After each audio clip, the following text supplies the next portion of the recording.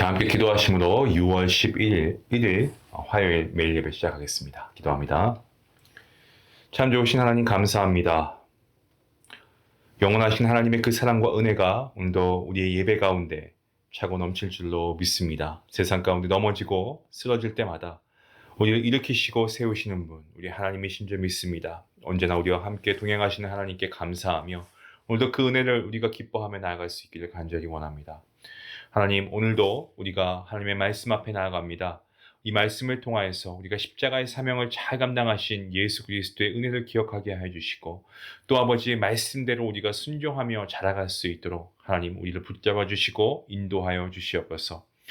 예배 가운데 정말 짧은 시간이지만 우리의 심령이 하나님을 향할 수 있도록 도와주시고 분주했던 마음과 염려와 걱정들 주님의 십자가 아래 내려놓고 오직 믿음으로 예배의 자리에 나아갈 수 있도록 하나님 그러한 은혜의 예배가 될 수 있도록 하나님 함께해 주시옵소서. 예배를 통하여 놀라운 기적과 은혜를 경험하게 하시고 사람이 할 수 없는 일을 하나님께서 하시는 것을 경험하는 시간 되게 허락하여 주시옵소서. 기도에 응답이 있는 시간이 되게 허락하시고 그리하여서 정말 우리가 매일 예배를 통하여 날마다 귀한 신앙의 간증이 고백이 넘쳐 흐를 수 있도록 하나님 함께하여 주시옵소서. 모든 예배 가운데 하나님 홀로 영광 받으시길 간절히 바라옵고 모든 말씀 예수님의 이름으로 기도하옵나이다. 아멘.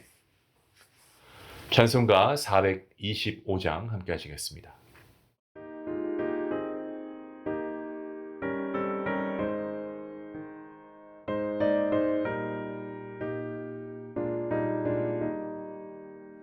주님의 뜻을 이루소서. 고요한 중에 기다리니 지능과 같은 날 빚으소. 주님의 영성 만드소서. 주님의 뜻을 이루소서. 주님 발 앞에 엎드리니 나의 맘속을 살피시소. 눈보다 이게 하옵소서.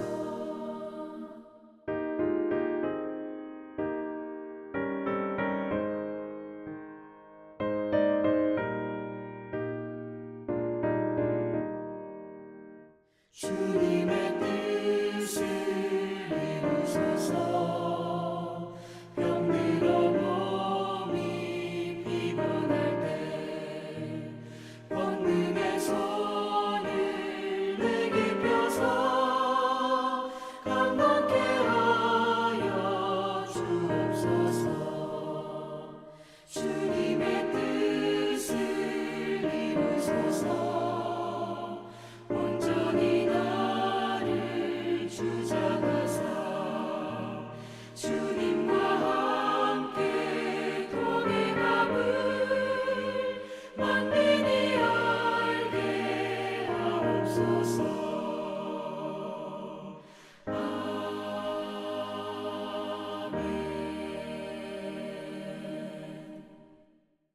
오늘 함께 볼 말씀은 베드로 후서입니다. 1장 1절부터 11절까지 말씀 우리 같이 함께 말씀을 읽도록 하겠습니다. 함께 봅니다.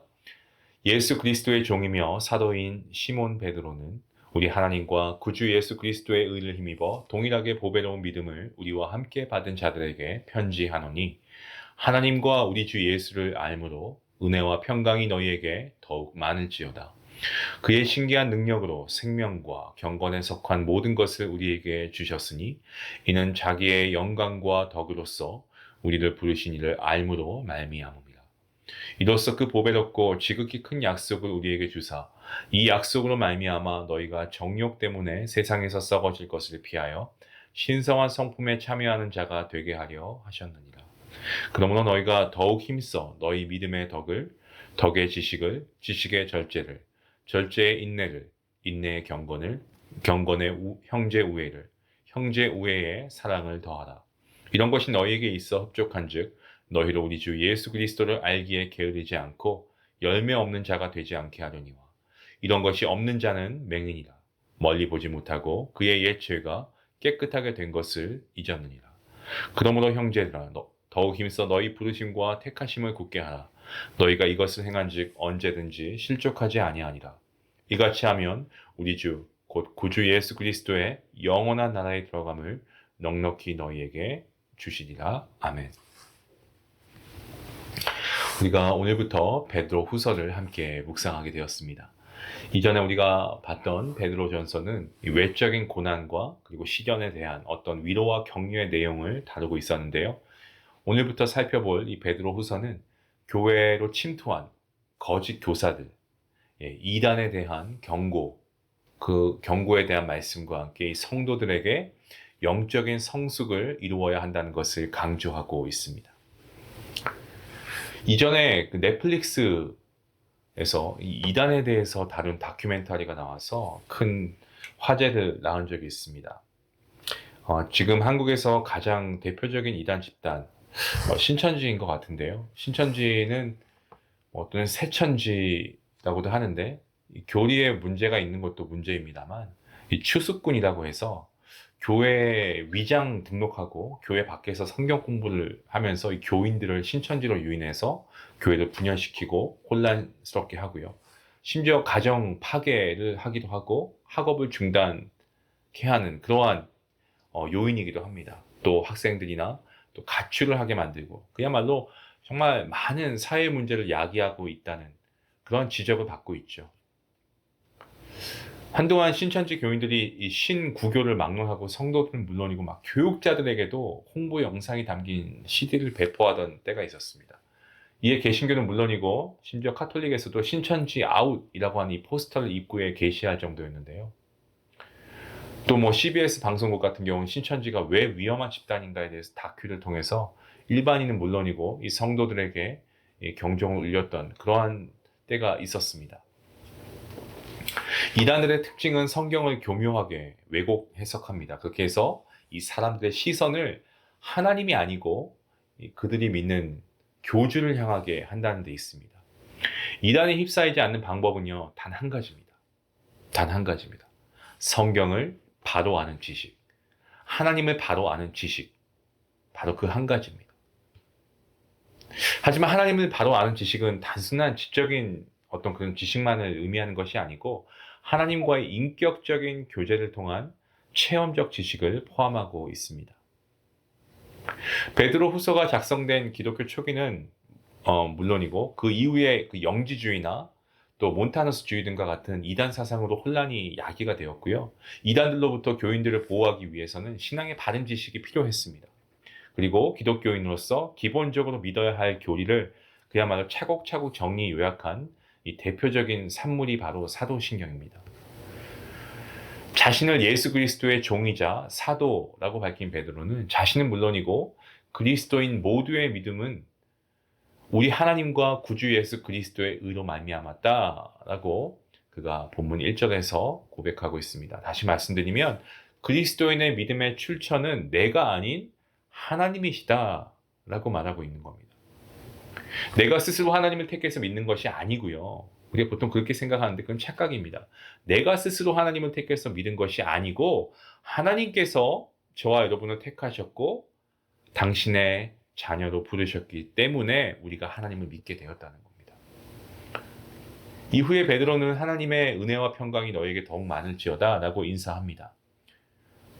자, 그런데 베드로의 이 인사말은 원어적으로 살펴보면 사도 바울이 사용한 인사말과 그 의미가 다릅니다.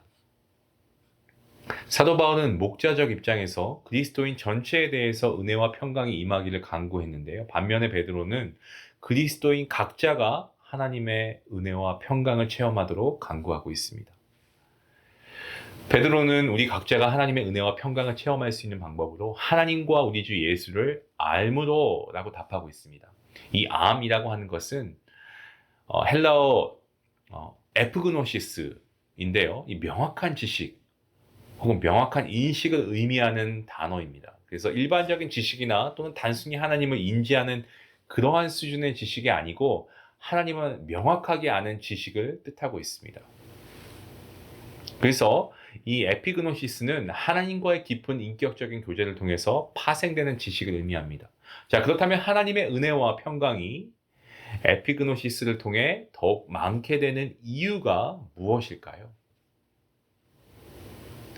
하나님께서 천지를 말씀으로 창조하셨을 때 세상에는 평안이 가득했습니다. 하지만 사람의 죄로 말미암아 인간의 죄로 말미암아 이 평안은 사라지고 대신에 불안과 사망이 찾아왔습니다. 하지만 예수 그리스도의 십자가 이 대속의 보혈의 은혜로 말미암아 이 땅에 다시금 평안이 회복되었습니다. 궁극적인 평안은 그리스도로 말미암지 않고서는 누릴 수 없는 평안입니다. 때문에 세상 사람들이 말하는 평안은 일시적입니다.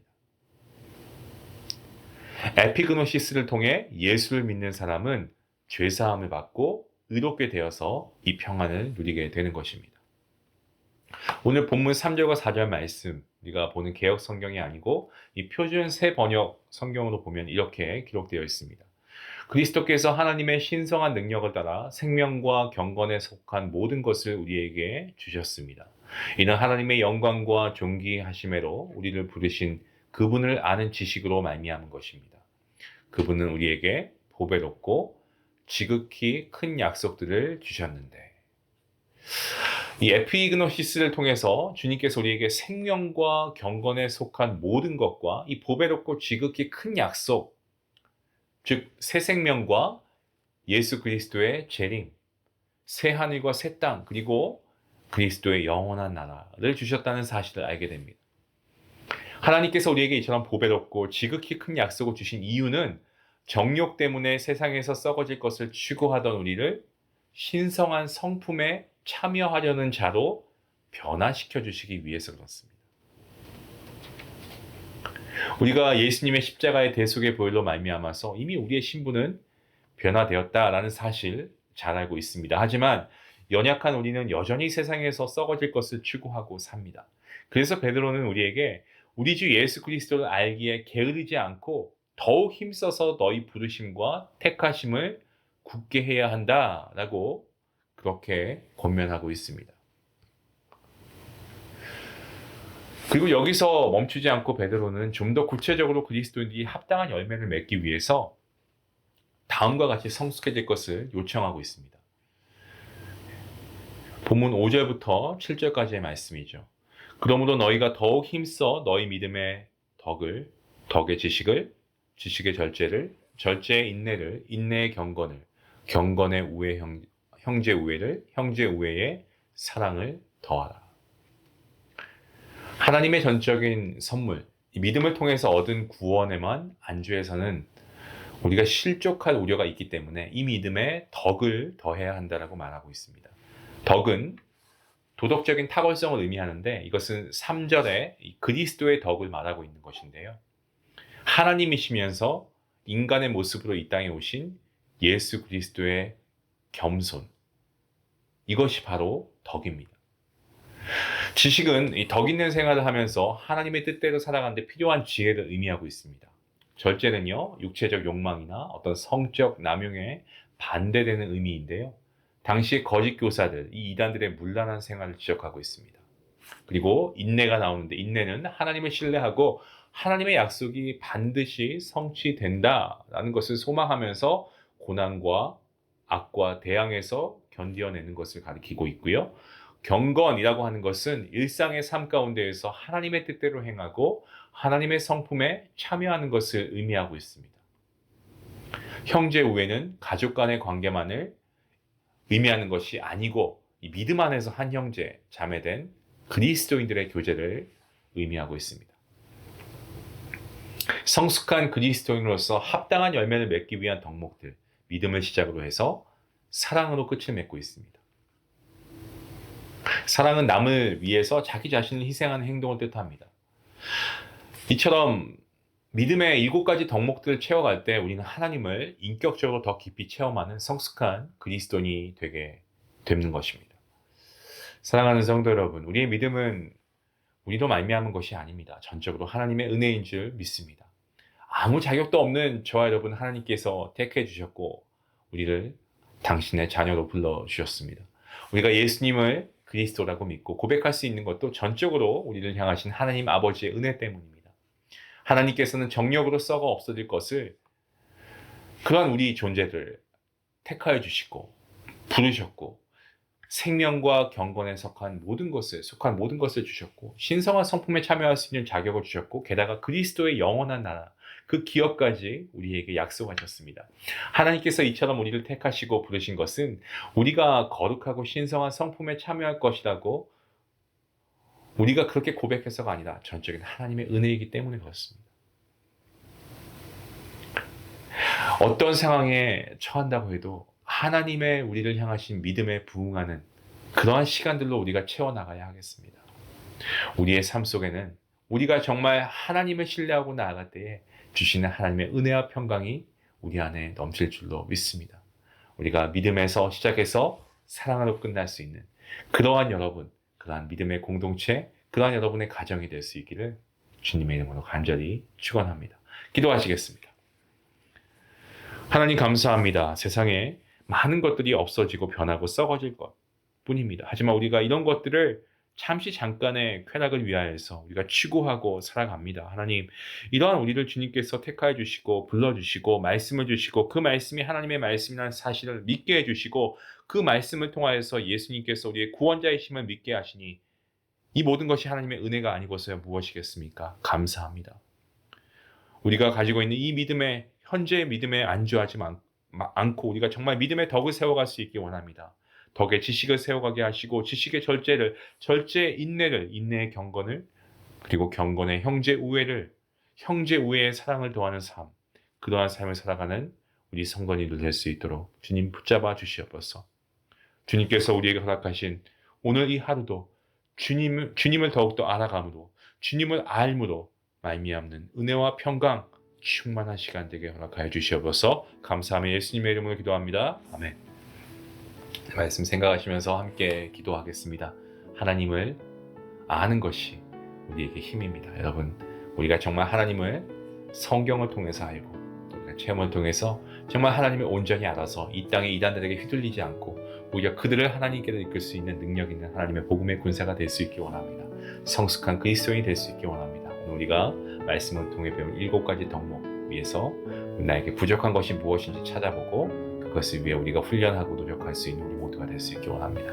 우리 같이 함께 말씀 생각하시면서 기도하시겠습니다.